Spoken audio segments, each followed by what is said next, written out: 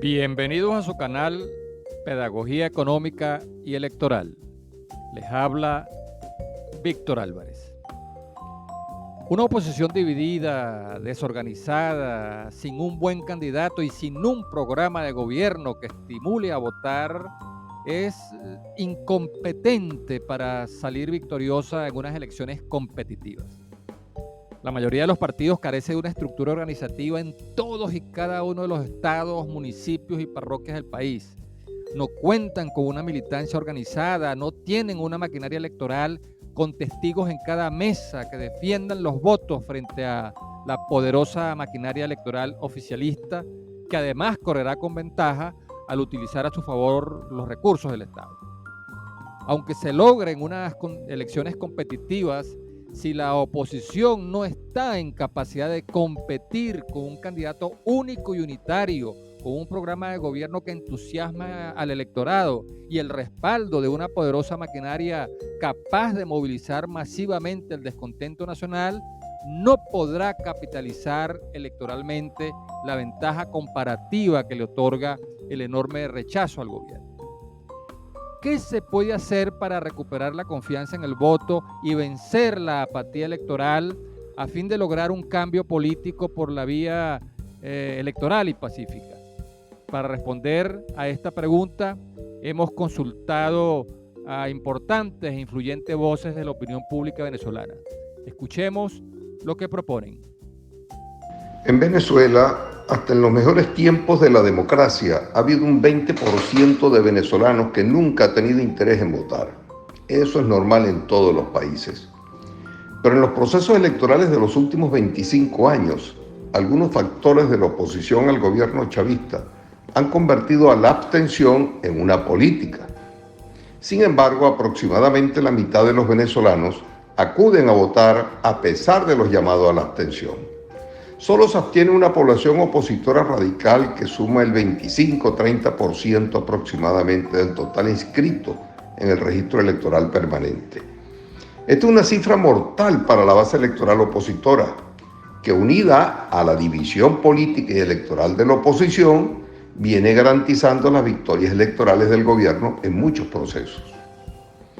Los abstencionistas militantes implantaron matrices de opinión y narrativas que han hecho un profundo daño a la hora de retomar la ruta electoral. Hay cierta incredulidad, no en el voto, sino en la transparencia de su ejercicio. Es un problema coyuntural.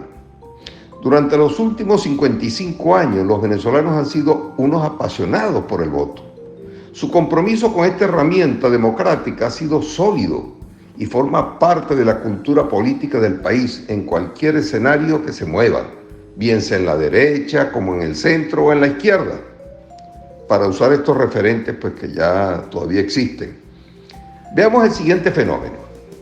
El gobierno venezolano ha sido señalado como dictatorial y tiránico, pero cuando pasamos revista a todos los gobiernos tiránicos del mundo, observamos que ninguno hace elecciones como las que se hacen en Venezuela, a pesar de sus manipulaciones, de las irregularidades comprobadas. Lo que destaca es que en nuestras elecciones participan todas las tendencias políticas, inclusive las que han intentado golpes militares o insurrecciones para derrocar al gobierno. Este fenómeno indica que las herramientas democráticas están muy presentes en la cultura del chavismo, a pesar de las tentaciones autoritarias y totalitarias de algunos dirigentes. Los chavistas menores de 60 años se formaron en democracia y conocen las bondades de ella. De manera que el desafío hoy día no es motivar al voto como tal, sino ganar la confianza de los venezolanos en un liderazgo de por sí muy deteriorado. O sea, el problema es político, no electoral.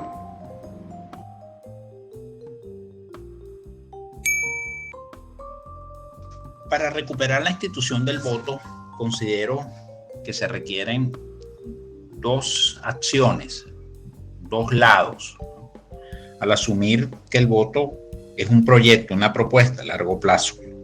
El voto cambia circunstancias políticas, situaciones políticas, produce la alternancia en sistemas democráticos, produce crisis políticas en modelos autoritarios, es catalizador de fuerzas políticas, pero en términos de la institución y de la confianza es un proyecto a largo plazo que se construye de manera permanente. Es como la democracia, ¿no? La famosa frase que ahorita todo el mundo cita, que la democracia no es algo dado, sino es algo que hay que construir día a día, que como una mata hay que regar, cuidar, etc. Bueno, con el voto es la lógica, es la misma lógica. Entonces, en esa idea del voto como institución que se fortalece, que se construye, que se macera a largo plazo, hay dos niveles de acciones para recuperar esa confianza en la institución del voto. Pudiéramos hablar de como un lado de la oferta y un lado de la demanda. En el lado de la oferta, bueno, son los candidatos, ¿no? Partidos, movimientos, por supuesto, la participación constante de los electores. Pero los electores también necesitan motivos, razones, incentivos para ir a votar. Y aquí está el lado de la oferta, que son los partidos políticos y movimientos políticos que compiten, sus candidatos, sus programas, sus ideas, su organización. En la medida en que exista un mercado político de actores que oferten vamos a utilizar la analogía de la economía, pues oferten sus productos o sus servicios o su propuesta política en ese mercado electoral donde los electores concurren el día de las elecciones, pero previamente con la información que comunican medios, campañas, debates, propuestas, análisis, etcétera, foros, etcétera, bueno, los electores podrán elegir. Y está al lado de la demanda, que consiste en que esa participación también le comunica a la autoridad electoral, bueno, que tiene que ser más competitiva, más imparcial, mejorar las condiciones, corregir las fallas. Si no hay participación, ¿cómo saber si es el registro, si son las máquinas, o si es un voto manual, si no es voto manual, si es el conteo, si no es el conteo? Entonces, también el lado de la demanda es que la participación produzca mejoras en la autoridad electoral y eso ayudará a consolidar la confianza en la institución del voto.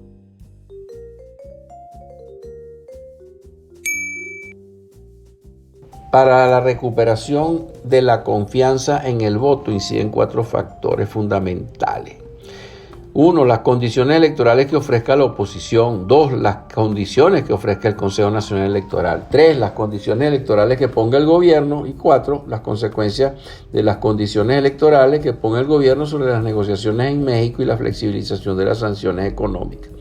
Lo fundamental para recuperar la confianza en el voto es que la oposición presente un solo candidato y eso requiere que los candidatos opositores más preferidos se inscriban en dichas primarias, cosa que desafortunadamente no está ocurriendo porque Benjamín Rauseo se va a presentar por fuera. 2. Las condiciones del Consejo Electoral pueden elevar la propensión a votar. Es elemental abrir el registro electoral para que se registren los jóvenes cuya mayoría no está inscrita, y por otro lado, facilitar los votos de los que han emigrado del país. La tercera condición electoral, que son las que ponga el gobierno, aunque no son determinantes. Dichas condiciones pueden ser las peores y aún así la oposición puede ganar si hay un solo candidato, si los votantes convergen hacia uno de ellos, como ocurrió en la elección del gobernador de Barinas. Y por último, las negociaciones en México están planteadas como un mecanismo para mejorar las condiciones electorales por parte del gobierno y son condición para flexibilizar las sanciones económicas. Pero el gobierno ignoraba esta opción y más bien optó por solicitar la renuncia extemporánea de los rectores del Consejo Nacional Electoral, a lo que se suma que en la comisión que escogerá los candidatos a rectores predomina el oficialismo. También Benjamín Rauseo no participará en la primaria y la Contraloría de la República acaba de ratificar la inhabilitación de María Corina Machado, conformando así un escenario en estas 4 condiciones, un escenario del caos que no incentiva la recuperación de la confianza ni en el CNE ni en el voto. Te invitamos a suscribirte al canal YouTube de Pedagogía Económica y Electoral y activar las notificaciones para que recibas las próximas entregas. Si te gustó este contenido, te agradecemos darle like y compartirlo con tus contactos. Así nos ayudarás a seguir ampliando esta comunidad virtual en la que presentamos propuestas sensatas y viables para elevar el nivel de debate económico, político y electoral en Venezuela.